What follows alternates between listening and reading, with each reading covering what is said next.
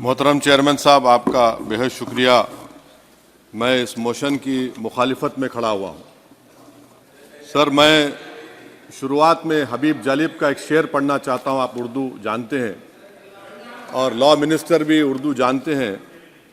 हबीब जालिब ने कहा था कि हुक्मरान हो गए कमीने लोग, खाक में मिल गए नगीने लोग, हर मुहिब वतन जलील हुआ, रात का फासला तवील हुआ, आमिरों के गीत जो गाते रहे वही नामो दाद पाते रहे, रहजनों ने रेजनी की थी, रहजनों ने रेजनी की थी, रहबरों ने भी क्या कमी की थी।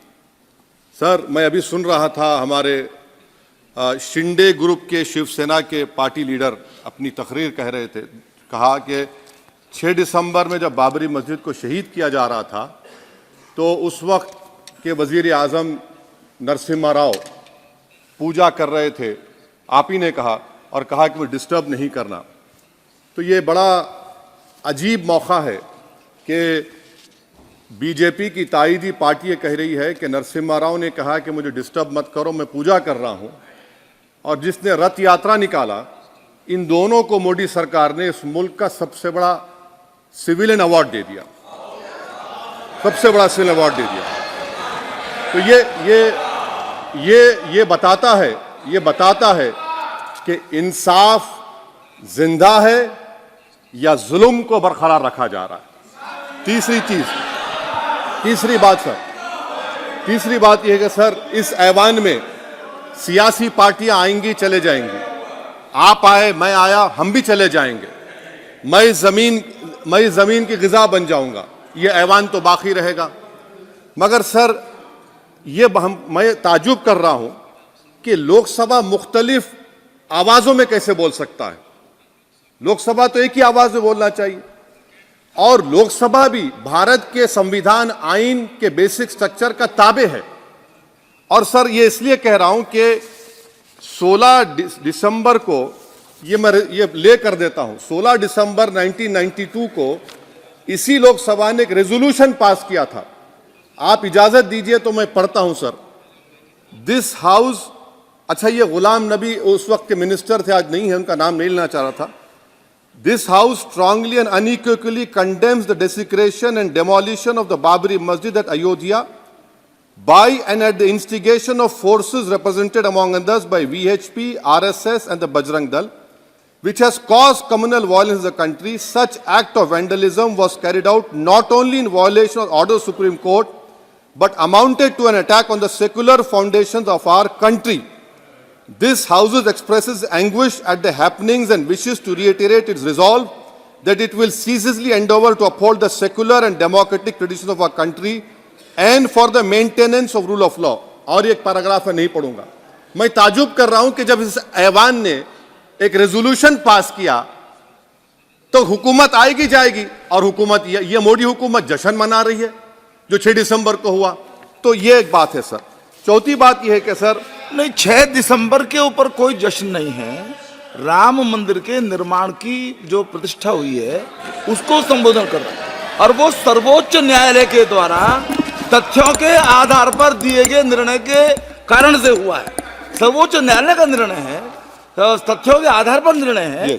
वो विषय आपने बोल दिया, ठीक है, ओके। परंतु जो मंदिर का निर्माण है वो नियमानुसार सर्वोच्च न्यायालय के निर्णय से तथ्यों को देख करके। और एक सेकंड, आप इस्लाम के बहुत जानकार हैं, विद्वान हैं वैसे भी अब कानून के। यदि किसी अन्य धर्म के स्थान पर मस्जिद बनाई जाए तो शायद उसको मान्य नहीं किया जाता। अभी एएसआई ने, सुप्रीम कोर्ट ने स्वीकार किया है कि वहां पर राम मंदिर था। तो इस विषय केवल यह है कि वहां पर राम मंदिर ठीक बना कि नहीं बना, वो विषय हो गया। तो कृपया इस पर यदि आप कुछ बोले तो बोलें प्लीज। सर, मैं आपको गलत साबित कर दूंगा सर। और मैंने रुक तो जाइए बड़ी इज्जत के साथ सर, मैं आपकी बड़ी इज्जत करता हूं सर। आपको मैं कोट कर रहा हूं सुप्रीम कोर्ट का जजमेंट, पैराग्राफ 1222 रोमन 17, उसमें लिखा गया है, the destruction of the mosque took place in breach of the order status को and the assurance given to this court the destruction of the mosque and obliteration of Islamic structure was an egregious violation of the rule of law. Egregious का मतलब जो छोटी मोटी अंग्रेजी में आती है वो क्रिमिनल एक्ट कहा। और सर आपने कहा था कि वहां पर मंदिर को तोड़कर बनाया गया।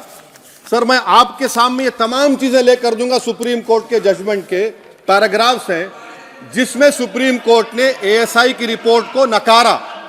उन्होंने कहा कि मंदिर को तोड़कर मस्जिद नहीं बनाई गई थी। सुप्रीम कोर्ट ने कहा, ये सुप्रीम कोर्ट ने कहा। अब और मैं रख दूंगा, आप पढ़ लीजिए, आप पढ़ लीजिए। अच्छा सर मैं अपनी तकरीर पर आ जाता हूं, मैं अपनी तकरीर पर आ जाता हूं सर।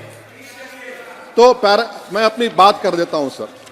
तो मैं ये पूछना चाह रहा हूं कि क्या मोदी सरकार एक समुदाय, एक मजहब की सरकार है या पूरे देश के मजाहिब को मानने वालों की सरकार है? जिसको नहीं मानते उनकी सरकार है? हमको बता दीजिए। क्या मोदी सरकार सिर्फ एक फिक्र और नजरिया हिंदुत्व की सरकार है? क्या इस देश का, इस गवर्नमेंट ऑफ इंडिया का कोई मजहब है? इस वतन अजीज सबके मजहब को मानता है। सर मेरा मानना है कि इस देश का कोई मजहब नहीं है। क्या ये सरकार 22 जनवरी का पैगाम देकर यह बताना चाहती है कि एक मजहब को दूसरे मजहब के मानने वालों पर गलबा और कामयाबी मिली? क्या आइन इसकी इजाजत देता है? क्या ये पैगाम आप जब ऐवान से दे रहे हैं तो 17 करोड़ मुसलमानों को आप क्या पैगाम दे रहे हैं? ये मैं आप पर छोड़ता हूं। सर 49 में धोखा हुआ, 86 में धोखा हुआ, 92 में धोखा हुआ, 2019 और 22 में भी इस ऐवान के जरिए हमको धोखा दिया जा रहा है। और अफसोस के साथ कहना पड़ता है सर कि मुस्लिम अक़लियत को हमेशा यह कहा गया कि तुमको भारत के शहरी बरकरार रहने के लिए एक बहुत बड़ी कीमत तुमको चुकानी पड़ेगी, और हम पर इल्जाम लगा दिया गया। सर क्या मैं बाबर का स्पोक्स पर्सन हूं? क्या मैं जिना का स्पोक्स पर्सन हूं? क्या मैं औरंगजेब का स्पोक्स पर्सन हूं? बताइए सर, आखिर मैं कहां तक आप मुझे लेकर जाएंगे? दूसरी बात यह है सर, दूसरी बात यह है कि फिर 6 दिसंबर के बाद देश में फसाद हुआ, नौजवानों को टाडा में डाला गया जो बूढ़े होकर निकले। यकीनन आपकी सरकार नहीं थी, आपकी सरकार नहीं थी। अच्छा बल्कि मैं तो मर्यादा पुरुषोत्तम राम की इज्जत करता हूं, मगर मैं नाथूराम गोडसे से नफरत करता हूं। मेरी नस्लें नफरत करती रहेंगी क्योंकि नाथूराम गोडसे ने उस शख्स को गोली मारी जिसके जबान से आखिरी लफ्ज निकले हे राम। सर छठी बात यह है कि 87 में मलियाना हाशिमपुरा हुआ, 83 में नेल्ली हुआ, 44 में जम्मू में नस्ल कशी हुई, 2022 में हल्दीवानी में कत्ल हुआ। इतने धोखे सबसे बड़े किसको दिए गए? असदुद्दीन ओवैसी को दिए गए। मगर फिर भी मुझसे ही कहा जाता है कि वफादारी को तुम साबित करो अपनी ओवैसी। सर आज भारत के 17 करोड़ मुसलमान अपने आप को अजनबी और एलिनेट महसूस कर रहे हैं।